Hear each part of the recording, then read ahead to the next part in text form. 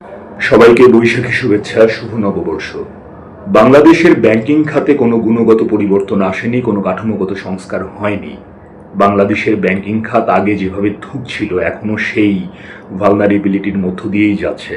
অভিযোগটি আমার নয়, অভিযোগটি খোদ আইএমএফ এর, যে কারণে চলতি বছরের জুন মাসে আইএমএফ এর বাংলাদেশের সঙ্গে করা পূর্ববর্তী যেই ঋণ চুক্তিটি ছিল 5.5 বিলিয়ন মার্কিন ডলারের, সেই ঋণ চুক্তি অনুযায়ী 1.3 বিলিয়ন মার্কিন ডলারের একটি কিস্তি ছাড়ের ব্যাপার ছিল। সেই জায়গা থেকে আইএমএফ সরে এসেছে। আইএমএফ বাংলাদেশকে আপাতত 1.3 বিলিয়ন যেই ঋণটি ছিল সেটিকে দিচ্ছে না। আমরা জানি যে 2023 সালে এটি বহুল আলোচিত একটি ব্যাপার ছিল আইএমএফ এর সঙ্গে বাংলাদেশের ঋণ চুক্তি, যেই ঋণ চুক্তি অনুযায়ী প্রথমে এই ঋণ চুক্তির অনুযায়ী ঋণের পরিমাণ ছিল 4.7 বিলিয়ন মার্কিন ডলার, যেটি আওয়ামী লীগ সরকার করে গিয়েছিল। পরবর্তীতে অন্তর্বর্তীকালীন সরকার আরও 800 মিলিয়ন মার্কিন ডলার ঋণ বেশি বৃদ্ধি করতে সমর্থ হয় এবং পরবর্তীতে ঋণটি গিয়ে দাঁড়ায় 5.5 বিলিয়ন মার্কিন ডলার এবং এখন পর্যন্ত প্রায় 3.6 বিলিয়নের কিছু বেশি ঋণ ডিসবার্স হয়েছে। আইএমএফ এর সঙ্গে বাংলাদেশের এই ঋণটি চুক্তি স্বাক্ষরিত হওয়ার আগে বেশ কিছু শর্ত ছিল। আসলে শর্তগুলোর মধ্যে একটি অন্যতম বড় শর্ত ছিল যে ব্যাংকের কাঠামোগত সংস্কার, গুণগত সংস্কার।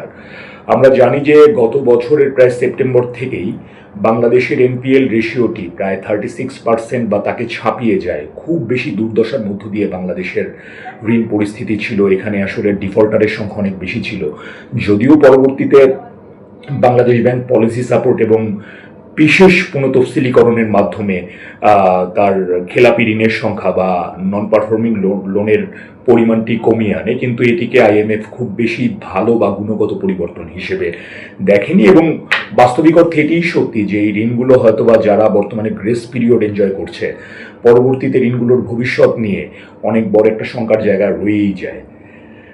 ওই চুক্তি অনুযায়ী বাংলাদেশকে বলা ছিল যে বাংলাদেশ জ্বালানি এবং বিদ্যুৎ খাতে 2026 সালের পর থেকে আসলে আর কোনো রকম কোনো ভর্তুকি প্রদান করবে না, কিন্তু আসলে সত্যিকার অর্থে বাংলাদেশ সেইটিকে বাস্তবায়ন করতে পারেনি।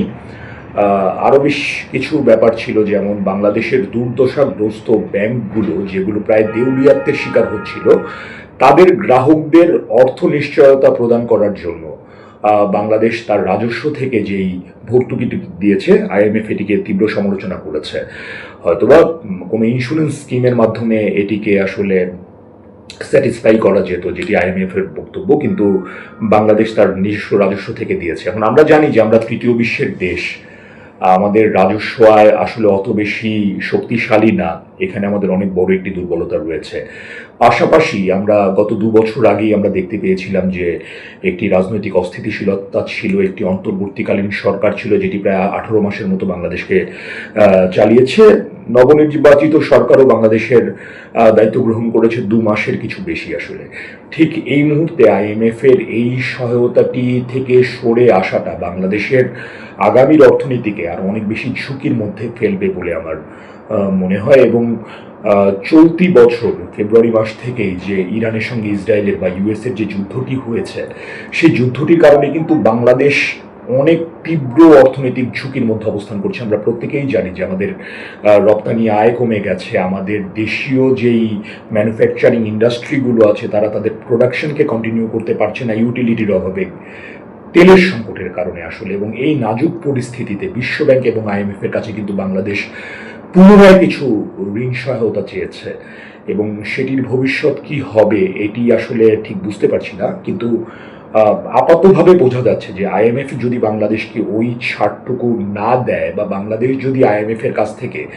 1.3 বিলিয়ন ডলারটি এই মুহূর্তে আসলে গ্রহণ না করতে পারে, অচিরেই বাংলাদেশের রিজার্ভে হাত দিতে হবে এবং রিজার্ভ আরও বেশি নাজুক পরিস্থিতির মধ্যে পড়বে এবং বাংলাদেশের পরবর্তীতে দায় পরিশোধের ক্ষেত্রে অনেক তীব্র সংকটের মধ্যে বাংলাদেশকে পড়তে হবে। তো একইভাবে আসলে বাংলাদেশ যখন কোনো চুক্তিতে সই করে, যখন কোনো চুক্তি বাস্তবায়িত হয়, তখন আসলে দেশীয় স্বার্থের কথাটাও চিন্তা করে রাখতে হয় আসলে। কারণ আসলে নব্য সাম্রাজ্যবাদের একটি কৌশলই হচ্ছে এই ধরনের চুক্তিগুলো, যে যখন কোনো রাষ্ট্র কল্যাণকামী অর্থনীতির দিকে যাবে, আসলে কৃষিক্ষেত্রে ভর্তুকি, বিদ্যুৎ এবং জ্বালানি ক্ষেত্রে ভর্তুকি, যেটি আমাদের মতো তৃতীয় বিশ্বের দেশগুলোর জন্য অনেক বেশি কাঙ্ক্ষিত। আমাদের মূল শর্তগুলোই থাকে ওই সমস্ত প্রতিষ্ঠানগুলো, যেই সমস্ত জায়গাগুলো থেকে সরে আসতে হবে। সরে আসাই যায়, কিন্তু এতে আসলে জীবনযাত্রার মানটি অনেক বেশি ক্ষীণ হয়ে যায়, জীবনযাত্রার ব্যয়টি অনেক বেশি বেড়ে যায়, এবং বাংলাদেশ সেই জায়গা থেকে ভর্তুকি দিয়ে আসলে কল্যাণকামী রাষ্ট্রের যে ভূমিকায় অবতীর্ণ হয় বিশ্বব্যাংক বা আইএমএফ সেই জায়গাগুলোকে আসলে খুব বেশি আসলে ইতিবাচকভাবে দেখে না। তো আমরা তবু আশাবাদী, আমরা হয়তোবা প্রত্যাশা করতেই পারি যে আগামীর বিশ্ব হয়তোবা যুদ্ধ নামক বিভীষিকা থেকে কিছুটা সরে আসবে, বাংলাদেশের ইকোনমি আরও বেশি শক্তিশালী জায়গায় যাবে, রপ্তানি আবারও ঊর্ধ্বমুখী জায়গায় যাবে।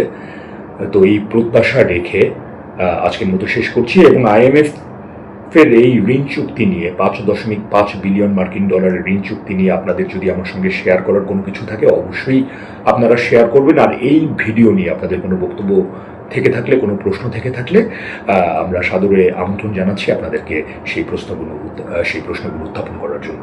সকলকে ধন্যবাদ।